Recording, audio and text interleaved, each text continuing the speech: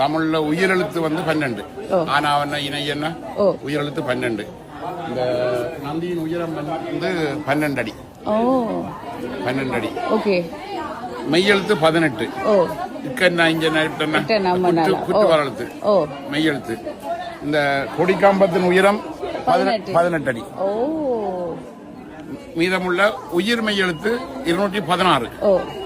247 12 போயிட்டு 18 போயிட்டு மிச்சம் 216. இந்த ராஜோபுரத்தின் உயரம் வந்து 216 அடி. இன்னைக்கு தான் தெரியும். தமிழுக்காக கட்டப்பட்ட ஒரு கோயில். தமிழுக்காகவே கட்டப்பட்ட கதைச்சு பழக்கம் இல்லையா, அதனால கொஞ்சம் மாறுது. விஷயங்கள் தெரியும். இதுல கண்டோம். Great information. ஆக்சுவலி நிறைய பேருக்கு தெரியாம இருக்கு. இப்ப என்ன மாதிரி வந்து நிறைய பேருக்கு தெரியாம இருக்கு இந்த விஷயம். இது உயிரெழுத்து 12, மெய்யெழுத்து 18 கொடிக்காம்பம். உயிர் மெய்யெழுத்து 216, 216 அடி. இது 18 அடி, இது 12 அடி.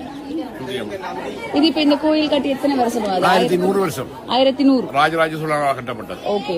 இதுல ஸ்பெஷாலிட்டி வந்து அந்த நிழல், அந்த கோபுரத்துல நிழல் படாத நிழல் விழாது. அதோட அந்த அந்த விமானம் இருக்குல்ல, அந்த மேல அந்த முடி பெரிய கல், ஒரு கல்லால் ஆக்கப்பட்டது. 800 தொன். 800 தொன்ல செய்யப்பட்டது. 800 தொன் வாரம் அது. இது இப்படி கொண்டே வச்சா இப்ப சொல்லி வந்த மண் குமியல் இப்படி மண் போட்டு அது ஆணையை கொண்டு கட்டி இழுத்து மேல வச்சதாக இப்ப படங்கள் கம்ப்யூட்டர்ல செய்து காட்டினோம். ஆனா எப்படி வச்சு யாருக்குமே தெரியாது.